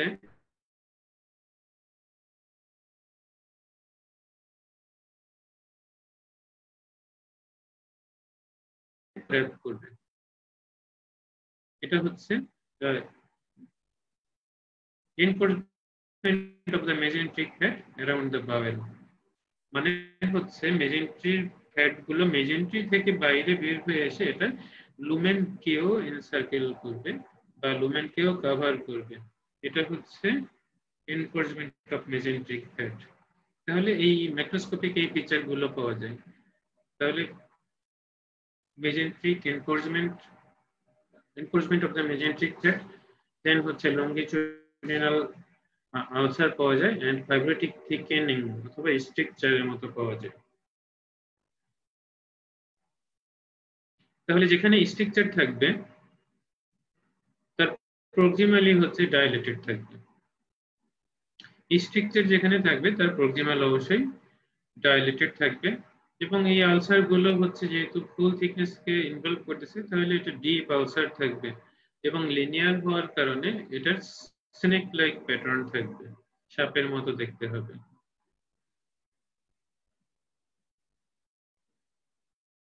এবং যখন দুইটা জায়গার মধ্যে আলসারের মধ্যে ইডিমা ফরমেশন হবে, তখন হচ্ছে কোবালস্টোন অ্যাপিয়ারেন্স পাওয়া যাবে। মিউকোজের অ্যাপিয়ারেন্সটা হবে কোবালস্টোন, আলসারের হবে লিনিয়ার অর স্নেক লাইক, আর হচ্ছে কোথাও স্ট্রাকচার এবং কোথাও ডাইলেটেশন থাকবে। এটাই হচ্ছে মেইন প্যাথোলজি। অনেক সময় দেখা যায় যে এই ইনফ্লামেশনটা যেহেতু ফুল থিকনেস কে ইনভলভ করতেছে, তাহলে সিরোসা ইনভলভ হয়ে দুইটা ইন্টেস্টাইনাল লুমেনের সিরোসা যখন ইনভলভ হয়, তখন ওই দুইটা লুমেন অ্যাডহেশন হয়ে যায়, তাহলে একটা মাস ফর্মেশন করতে পারে এবং ওই দুইটা লুমেনের সাথে অ্যাবনর্মাল একটা কমিউনিকেশন তৈরি হতে পারে, যেটাকে আমরা ফিস্টুলা বলে থাকি। এবং ওই দুই লুমেনের মাঝখানের অংশটুকুতে অ্যাবসেস ফর্মেশন হতে পারে। তাহলে দুইটা লুমেন এটা একসাথে মিলে গিয়ে একটা মাস ফর্মেশন হতে পারে, মাঝখানে অ্যাবসেস ফর্মেশন হতে পারে এবং দুইটার মধ্যে একটা অ্যাবনর্মাল কমিউনিকেশনও থাকতে পারে।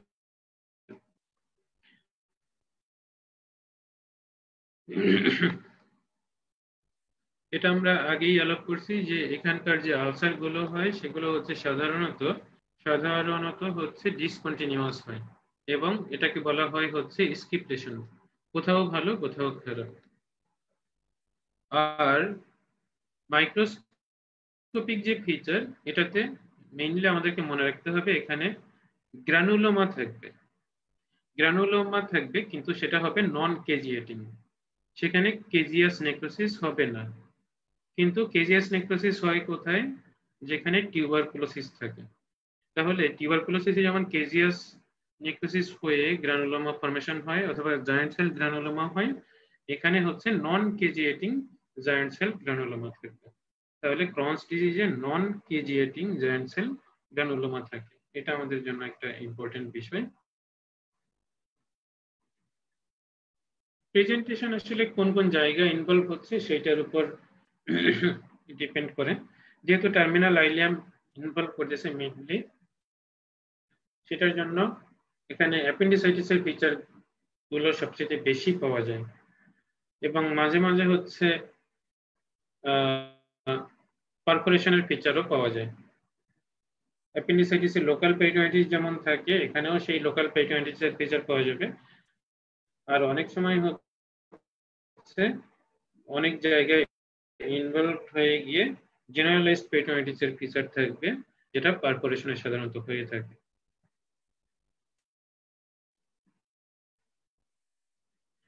আর এটা মেইনলি প্রেজেন্ট করে হচ্ছে ক্রনিক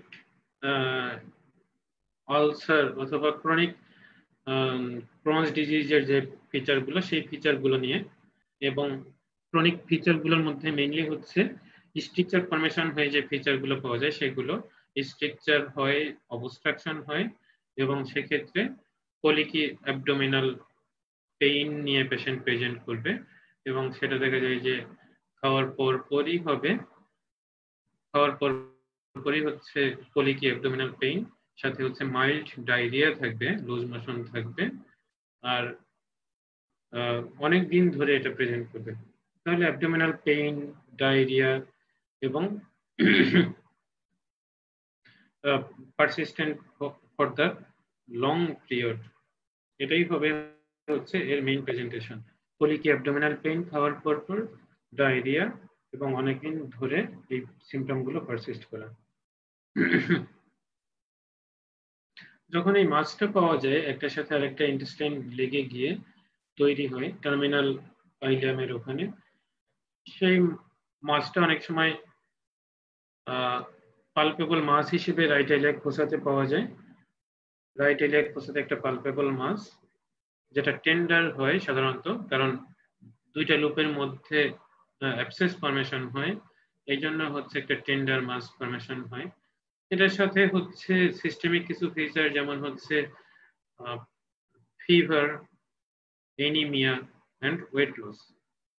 ফিভার হচ্ছে ইনফ্লামেশনের কারণে হচ্ছে, অ্যানিমিয়াটা হচ্ছে মেইনলি হচ্ছে due to lack of absorption of vitamin B12, folic acid, chronic blood loss. আর ওয়েট লসটা হচ্ছে due to mall absorption of the small intestine. তাহলে স্মল ইন্টেস্টাইনের যেহেতু অ্যাবজর্পশন করা এবং ডাইজেশন দুইটা ফাংশনই আছে, এবং স্মল ইন্টেস্টাইন যেহেতু এখানে ইনভলভ হচ্ছে মেইনলি, সেহেতু এর ফিজিওলজি অল্টার্ড হচ্ছে। এই জন্য ভিটামিন যেগুলো, ভিটামিন B12, ফলিক অ্যাসিড, এই দুটো অ্যাবজর্পশন হচ্ছে না, অ্যালবুমিন বা প্রোটিন অ্যাবজর্পশন হচ্ছে না। এই জন্য হচ্ছে ওয়েট লস হচ্ছে এবং অ্যানিমিয়া হচ্ছে।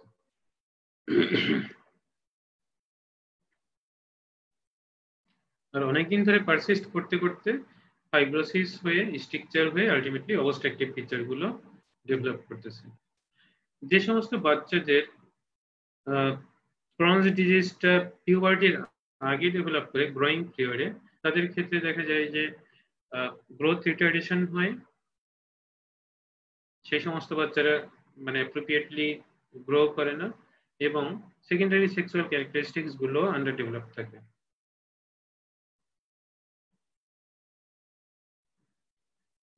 অনেক সময় হচ্ছে দুইটা ইন্টেস্টাইন, আমরা এর আগে আলাপ করছি যে দুইটা ইন্টেস্টাইন পাশাপাশি ইনফ্লামড হয়ে দুইটার মধ্যে অ্যাবনর্মাল একটা কমিউনিকেশন হয় এবং হচ্ছে ইন্টারলুপ ফিস্টুলা ডেভেলপ করে।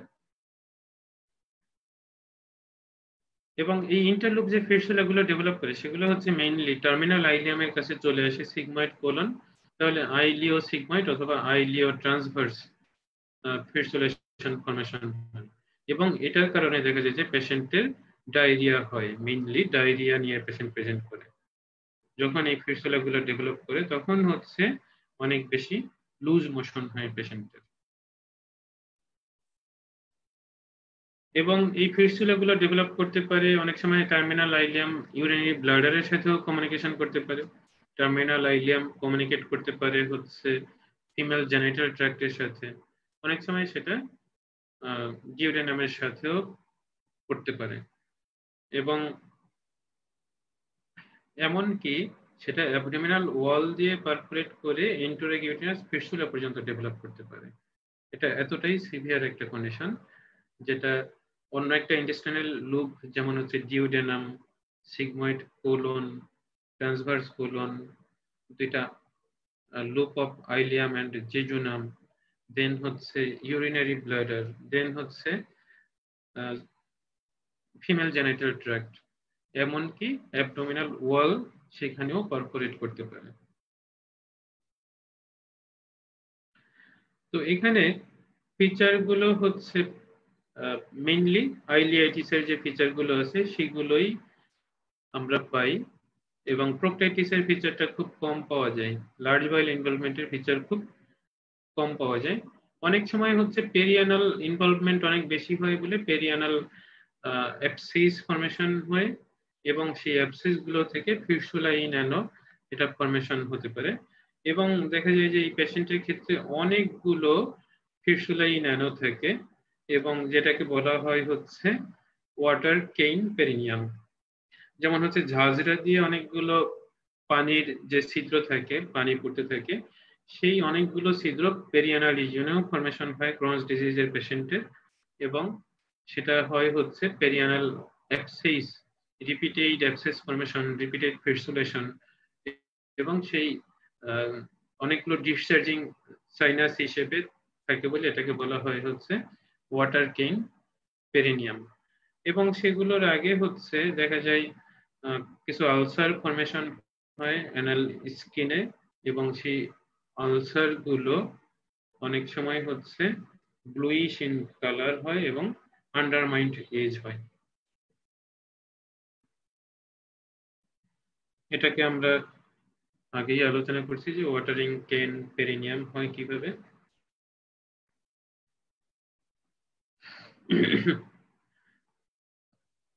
তাহলে এই ক্রনস ডিজিজেরও কিছু এক্সট্রা ইন্টেস্টাইনাল ম্যানিফেস্টেশন আছে, এগুলো একটু মোটামুটি কমন। যেমন হচ্ছে স্কিনের ক্ষেত্রে ইরিথেমা নোডোসাম, পাইডার্মা গ্যাংগ্রিনোসাম, আর্থ্রোপ্যাথি এখানে থাকে। তারপর হচ্ছে আইডাইটিস, ইউভাইটিস এগুলো থাকে।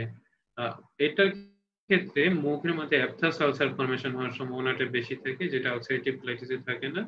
তারপর হচ্ছে এখানে গল স্টোন ফরমেশনের সম্ভাবনাটা বেশি থাকে, কারণ গল স্টোনের ক্ষেত্রে আমরা একটা প্যাথোলজি জানি, যেটা হচ্ছে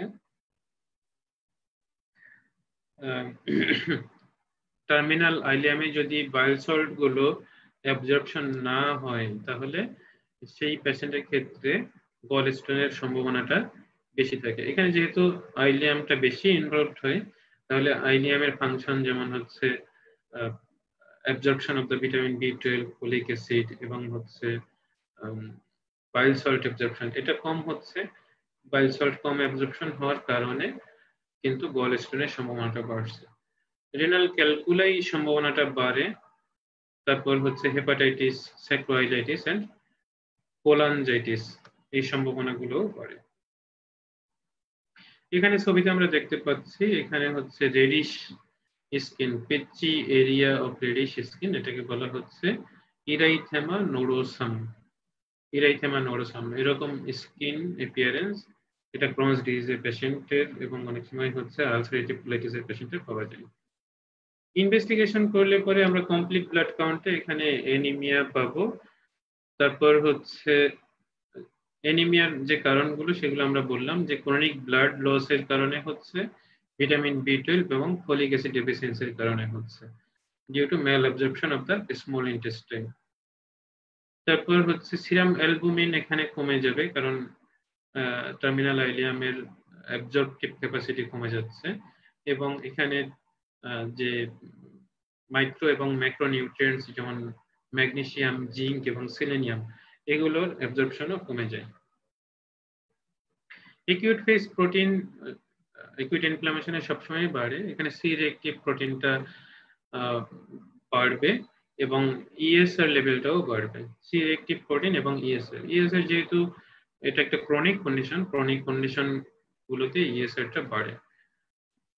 আর হচ্ছে স্টুলের মধ্যে ক্যালপোপ্রোটেক্টিন, এটা একটা মার্কার, যে মার্কারটা স্টুলের মধ্যে পাওয়া যাবে, এবং এটা ক্রনস ডিজিজের ক্ষেত্রে এটা মোটামুটি স্পেসিফিক ডায়াগনোসিস দিবে। তাহলে ক্রনস ডিজিজের ক্ষেত্রে স্টুলের মধ্যে ক্যালপোপ্রোটেক্টিন পাওয়া যাচ্ছে। ক্যালপোপ্রোটেক্টিন ইন্ডোস্কোপি করলে এখানে খুব বেশি কিছু আসলে পাওয়া যায় না, কারণ লার্জ বয়েলের ইনভলভমেন্টটা খুব কম, এই জন্য হচ্ছে ইন্ডোস্কোপিতে সবসময় ডায়াগনোসিস করা যায় না। তো কলোনোস্কোপি যদি করি, তাহলে এখানে আমরা স্কিপ লেশন গুলো পাবো। স্কিপ লেশন গুলো মানে হচ্ছে আলসারেটেড থাকবে মিউকোজা, সেই আলসারেশনটা কোথাও আলসার কোথাও ভালো, কোথাও আলসার কোথাও ভালো, এরকম পেচি ইনফ্লামেশনের মতো পাওয়া যাবে। মাঝে মাঝে হচ্ছে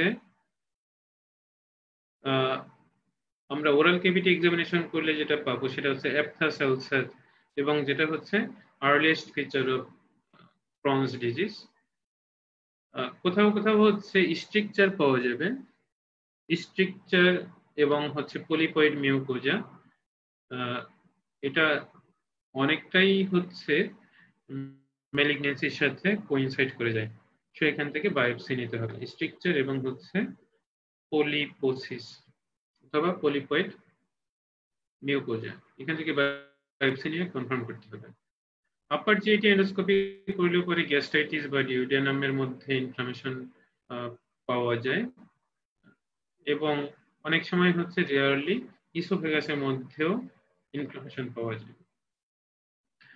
কিন্তু আমাদের একটা জিনিস, সেটা হচ্ছে স্মল বাওয়েলের মধ্যে আমরা খুব মানে রেয়ারলি আমরা এন্ডোস্কোপি করতে পারি, কারণ এন্ডোস্কোপি যেগুলো সেটা আপার জিআইটি এন্ডোস্কোপিটা হচ্ছে ডিউডেনাম পর্যন্ত সীমাবদ্ধ, কোলোনোস্কোপিটা হচ্ছে টার্মিনাল আইলিয়াম পর্যন্ত সীমাবদ্ধ, কিন্তু একটা মেজর লেন্থের ইন্টেস্টাইন যেটা হচ্ছে জেজুনাম এবং আইলিয়াম, সেই অংশটুকু আমরা আসলে ডিরেক্টলি দেখতে পাচ্ছি না। সেটা দেখার জন্য যেটা করা যায় সেটা হচ্ছে ক্যাপসুল এন্ডোস্কোপি। একটা ক্যাপসুল যেটার মধ্যে ক্যামেরা এবং লাইট থাকে এবং সেটা ছবি তুলে স্যাটেলাইটের মাধ্যমে হচ্ছে মনিটরে দেখানো যায় বাইরে, এবং সেটা ইনজেস্ট করলে পরে সেটা যে জায়গা দিয়ে পাস করবে সেই জায়গাগুলোর ছবি তুলতে তুলতে সে পাস করবে। এটা দিয়ে আমরা হচ্ছে স্মল, তো এটা আবার অ্যাবজর্পশন কিন্তু হবে না। এই ক্যাপসুলটা আমরা অন্যান্য ক্যাপসুল যেমন হচ্ছে ইন্টেস্টাইনের মধ্যে ইন্টিগ্রেট করে অ্যাবজর্পশন হয়ে যাবে, কিন্তু এটা কিন্তু সেই জিনিসটা হচ্ছে না।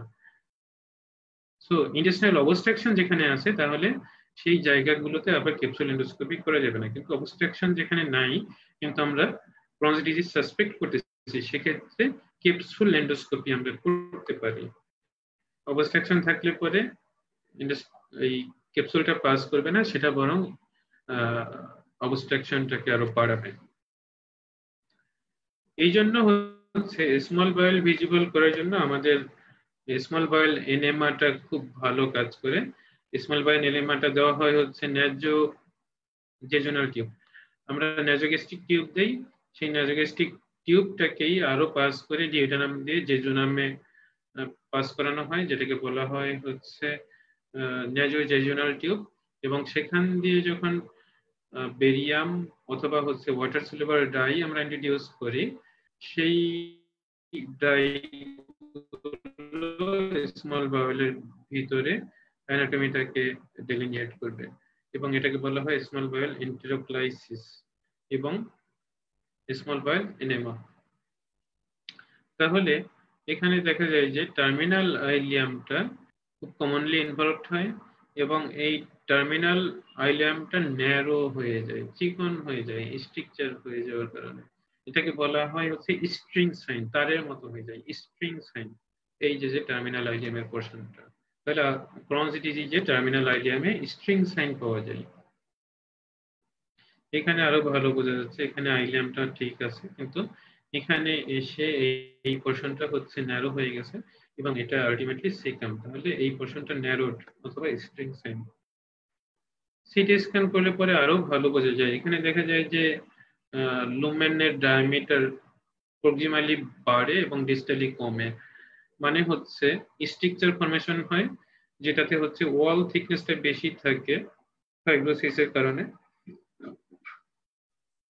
এবং স্ট্রাকচারের জাস্ট প্রক্সিমালি ডাইলেটেশন থাকে, ইন্টেস্টাইন গুলো ডাইলেটেড থাকে। অনেক সময় হচ্ছে ম্যাগনেটিক রেজোনেন্স এন্টেরোগ্রাফি, মানে এমআরআই যেটা আমরা বডির অন্যান্য পার্টে করি, এখানেও হচ্ছে এমআরআই অফ দ্য অ্যাবডোমেন করে ওই এমআরআই এর ফিল্মগুলো থেকে আমরা ইন্টেস্টাইনের অ্যানাটমিটা বুঝতে পারি, যেটাকে বলা হচ্ছে ম্যাগনেটিক রেজোনেন্স এন্টেরোগ্রাফি। এই এন্টেরোগ্রাফি করে আমরা এই স্মল বাওয়েলের কোথায় স্ট্রাকচার আছে এবং কোথায় ডাইলেটেশন আছে সেটা আমরা বুঝতে পারি, এবং সেটা আরো ভালো বোঝা যায় যখন হচ্ছে স্মল বাওয়েলের মধ্যে কন্ট্রাস্ট ম্যাটেরিয়াল যেমন হচ্ছে বেরিয়াম অথবা ওরাল ডাই, মানে অ্যাবজর্বেবল ডাই ইন্ট্রোডিউস করা হয়, তখন আরো ভালো বোঝা যায়। তাহলে magnetic resonance enterography with oral contrast, এটা করলে পরে বোঝা যায়। এখানে আমরা দেখতে পাচ্ছি যে লার্জ বাওয়েলের whole of the descending colon এখানে ন্যারোড এবং এটা কন্টিনিউয়াস একটা লেশন। তাহলে এটা ক্রনস ডিজিজের ক্ষেত্রেও হতে পারে, কিন্তু মোস্ট কমনলি এটা হওয়ার সম্ভাবনা হচ্ছে আলসারেটিভ কোলাইটিস। এই আলসারেটিভ কোলাইটিস এই ক্রনস ডিজিজ ডায়াগনোসিস করার পরে আমরা আসলে ট্রিটমেন্ট কিভাবে করব? তাহলে ফিজিশিয়ান এবং সার্জন দুইজন একই সাথে কাজ করবে। প্রথমত মেডিকেল থেরাপি দিতে হবে, মেডিকেল থেরাপি যদি কাজ না করে তাহলে সার্জারি আমাদের প্রয়োজন হতে পারে। সার্জারির আগে অবশ্যই হচ্ছে পেশেন্টকে অপটিমাইজ করতে হবে এবং যে অংশটুকু শুধুমাত্র ইনভলভড অথবা প্যাথোলজিক্যাল সেই অংশটুকুই আমাদেরকে ফেলতে হবে, বাকিটুকু হচ্ছে লেন্থ এবং স্ফিংক্টার ফাংশন এই দুটো আমাদেরকে প্রিজার্ভ করতে হবে, কারণ আমরা জানি যে ক্রনস ডিজিজ সেটা রিকারেন্স খুব বেশি, যতই আমি এক্সারসাইজ করি না কেন বাকি পার্টটুকু ইনভলভ হওয়ার সম্ভাবনা থাকবে। সো মানে মেজর কোনো পোরশন এক্সারসাইজ না করে যাতে অল্প একটু পোরশন এক্সারসাইজ করে ডিজিজ থেকে রিলিফ পাওয়া যায় টেম্পোরারিলি, সেই চেষ্টা করতে হবে। মেডিকেল ট্রিটমেন্ট গুলোর মধ্যে আগের মতোই, যেমন স্টেরয়েড এটা আমার মেইন মেডিকেল ট্রিটমেন্ট। দেন হচ্ছে সেই অ্যামাইনোস্যালিসাইলিক অ্যাসিড, সেটা আমরা পরবর্তী স্টেপে ব্যবহার করব। আমরা পরবর্তী স্টেপে ব্যবহার করব ইমিউনোমডুলেটরি যে এজেন্টগুলো আছে সেগুলো, যেমন হচ্ছে সাইক্লোস্পোরিন এন্ড আজাথ্রাইপিন। মনোক্লোনাল অ্যান্টিবডি এখানে কাজ করে, সেই জিনিসটা আমাদের মাথায় রাখতে হবে। আর এখানে যেহেতু ম্যালনিউট্রিশনের সম্ভাবনা থাকে বা ম্যালনিউট্রিশন থাকে, এই জন্য হচ্ছে মেডিকেল ট্রিটমেন্টের মধ্যে আমাদেরকে অবশ্যই নিউট্রিশন সাপোর্ট পেশেন্টকে দিতে হবে। এটা প্যারেন্টাল হিসেবেও দেওয়া যায়, আবার অনেক সময় হচ্ছে কিছু ফর্মুলেটেড ডায়েট পাওয়া যায়, সেগুলো আমরা দিতে পারি। এখানে আমাদেরকে অ্যাড্রেস করতে হবে যে পেশেন্টের অ্যানিমিয়া ছিল, অ্যানিমিয়া কারেকশন করতে হবে। তারপর হচ্ছে প্রোটিন লেভেল ঠিক রাখতে হবে, হাইপোঅ্যালবুমিনেমিয়া কারেকশন করতে হবে, সেরাম ইলেকট্রোলাইট লেভেল আমাদের কারেকশন করতে হবে, ভিটামিন যেগুলো ডেফিসিয়েন্সি ছিল সেগুলো আমাদের কারেকশন করতে হবে। এন্ডোস্কোপিক ট্রিটমেন্টের মাধ্যমে আসলে অনেক সময় ছোট ছোট যে স্ট্রাকচার গুলো থাকে যেগুলো এন্ডোস্কোপিক্যালি অ্যামেনেবল, মানে যে সমস্ত জায়গায় এন্ডোস্কোপ ইন্ট্রোডিউস করা যায় সেই সমস্ত জায়গায় স্ট্রাকচার গুলো এন্ডোস্কোপি করে এখানে ডাইলেট করা যায়, কিন্তু স্মল বয়েলে ম্যাক্সিমাম জায়গায় হচ্ছে এন্ডোস্কোপ ইন্ট্রোডিউস করা যায় না। এন্ডোস্কোপিক ট্রিটমেন্টটা খুব বেশি কাজ করে না স্মল বয়েলের ক্ষেত্রে। সো সার্জারি একসময় করতে হয়, এবং কখন সার্জারি করতে হয় তখন আমরা জানবো। এখানে একটা বক্সের মধ্যে দেওয়া আছে, যেটাকে বলা হচ্ছে সেই আগের মতোই, যে ইনট্রাক্টেবল ডিজিজ যদি হয়, ইন্টেস্টাইনাল অবস্ট্রাকশন ডিউটি স্ট্রাকচারিং যদি হয়, যেটা লুপ কমিউনিকেট করে যদি ফিস্টুলা ফরমেশন করে, অথবা হচ্ছে পারফোরেট করে যদি অ্যাবসেস ফরমেশন করে, অথবা ফালমিনেট কোলাইটিস যেটা খুব আনকমন, টক্সিক মেগাকুলন এটাও আনকমন, মেসিভ ব্লিডিং এটাও আনকমন, প্রি ক্যান্সারাস এটাও আনকমন, কিন্তু গ্রোথ রিটার্ডেশন এটা কমন। সো এই কন্ডিশন গুলো যখন ক্রনিক ডিজিজের ক্ষেত্রে থাকে তখন হচ্ছে সার্জিক্যাল ট্রিটমেন্টের প্রয়োজন হয়। সেই একই জিনিস এখানে বলা আছে, এটা অনেকটাই হচ্ছে আলসাইটিভ কোলাইটিস এর সাথে মিল আছে, যে রিকারেন্ট ইন্টেস্টাইনাল অবস্ট্রাকশন, তারপর হচ্ছে মেসিভ ব্লিডিং, পারফোরেশন, তারপর হচ্ছে মেডিকেল ট্রিটমেন্ট যখন ফেল করবে, স্টেরয়েড ডিপেন্ডেন্সি যখন হবে, যখন হচ্ছে ফিস্টুলা ডেভেলপ করবে, আর পেরিয়ানাল ডিজিজ যেগুলো যেমন হচ্ছে অ্যাবসেস, ফিস্টুলা, স্টেনোসিস এগুলো থাকলে পরে, এবং ম্যালিগনেন্সির চান্স বাড়লে পরে দেখা যায় যে ম্যাক্সিমাম পেশেন্টেরই মোর দ্যান 70% পেশেন্টের সার্জারি প্রয়োজন হয়, এবং সেই সার্জারি মানে কোন কোন জায়গায় সার্জারি করা হয়, কতটুকু করা হয় সেটাই আমরা দেখব। এটা ডিজিজের প্যাটার্নের উপর ডিপেন্ড করে, মেইনলি হচ্ছে আইলিয়াম এবং সিকাম এই দুইটাকে এক্সারসাইজ করা হয়।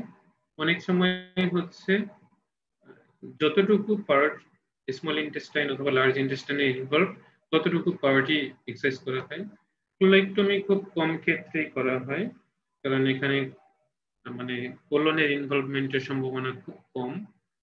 অনেক সময় হচ্ছে প্রোক্টোকোলেক্টমিও করা লাগতে পারে যখন হচ্ছে কোলন এবং রেকটাম দুইটাই ইনভলভ থাকে।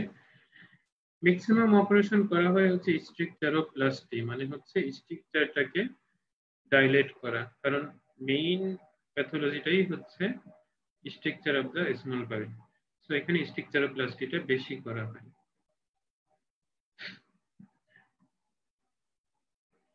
আর পেরিয়ানাল ডিজিজ যেগুলো আছে সেই ডিজিজ গুলোর জন্য অ্যাকর্ডিংলি ট্রিটমেন্ট করা হয়। যেমন হচ্ছে পেরিয়ানাল অ্যাবসেস যদি থাকে তাহলে সেই অ্যাবসেসটা ড্রেন করতে হবে, এবং ফিস্টুলা যদি থাকে তাহলে ফিস্টুলার মেইন ট্রিটমেন্টটা হচ্ছে এখানে সিটন প্লেসমেন্ট করা হয়, যেটা আমরা আগে আলাপ করেছি। সিটন প্লেসমেন্ট করে অ্যাক্টিভ ইনফ্লামেশনটাকে সাবসাইড করা হয়।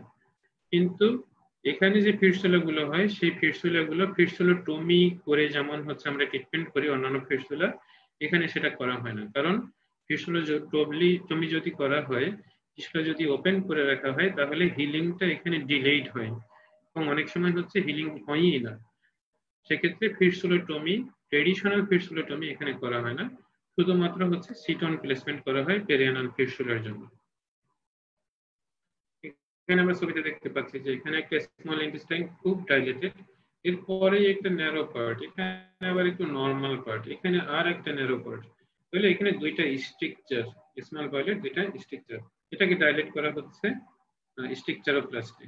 তাহলে এই ন্যারো পার্টটাকে একটা লঙ্গিচুডিনাল ইনসিশন দিলে পরে এটা ওপেন হলো এবং দুই দিকে টেনে রাখা হলো, এবং এই পার্টের সাথে এই পার্টটা যখন মিলিয়ে দেওয়া হলো তখন এরকম একটা ডাইলেটেড পার্ট তৈরি হলো এখানে।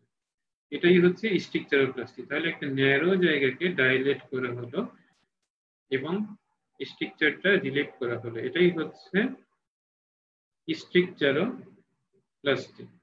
এইটা আসলে যারা প্রথম পড়েছে তাদের নামের উপর ডিপেন্ড করে এটা করা, নামকরণ করা হয়।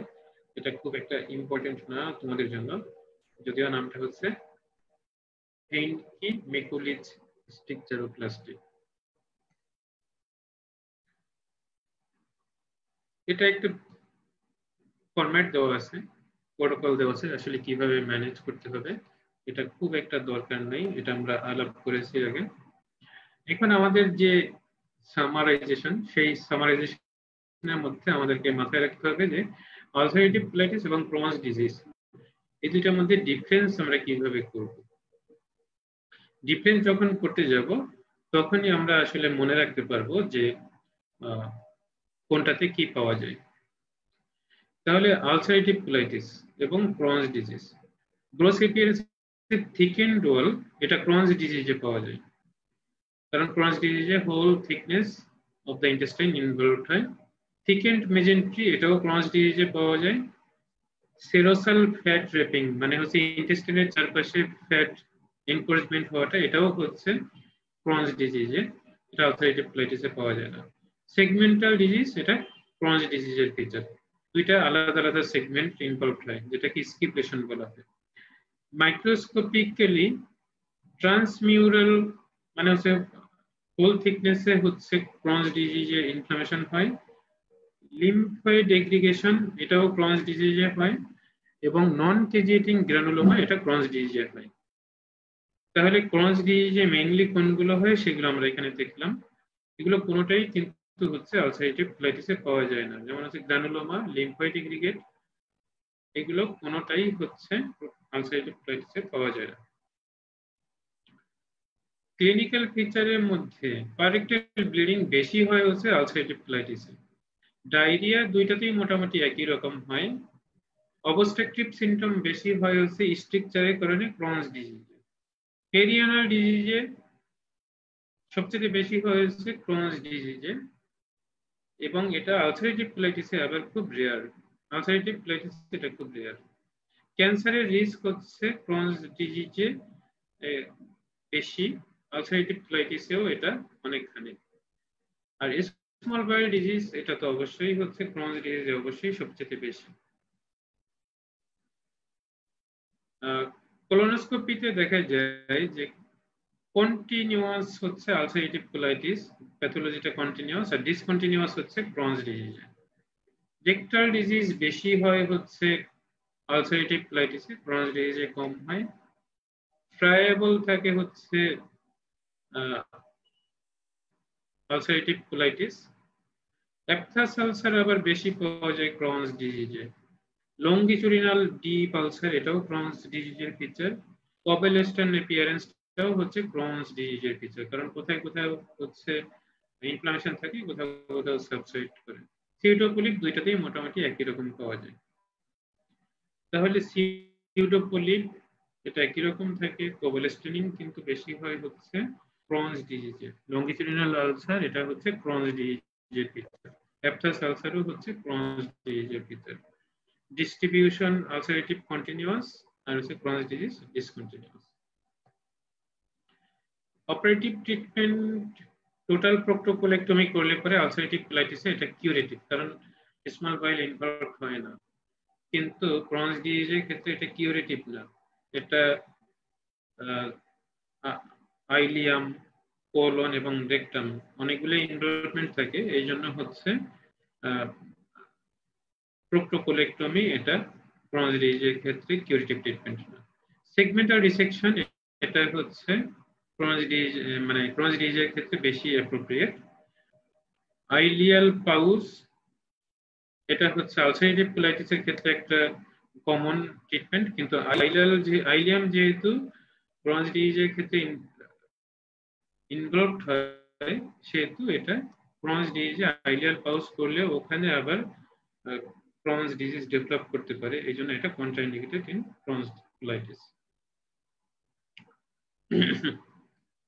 কমপ্লিকেশনের দিক থেকে হচ্ছে রিকারেন্সটা ক্রনসে বেশি, ফিস্টুলা ফরমেশন এটা ক্রনসে বেশি, কোলাঞ্জাইটিসে এটা আলসারেটিভ কোলাইটিস অবশ্য বেশি, কিন্তু স্টোন ফরমেশনের সম্ভাবনা যেমন কোলিলিথিয়াসিস এবং নেফ্রোলিথিয়াসিস এই দুটা কিন্তু দুইটাই হচ্ছে ক্রনসে বেশি, তাহলে ক্রনসটাই আমরা দেখতেছি বেশি খারাপ।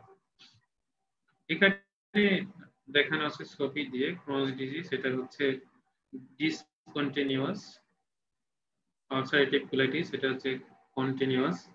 ক্রনস ডিজিজ এটা হোল থিকনেস কে ইনভলভ করতেছে এবং এটাতে শুধুমাত্র আলসারেটিভ কোলাইটিস মিউকোজ এবং সাবমিউকোজ ইনভলভ করতেছে।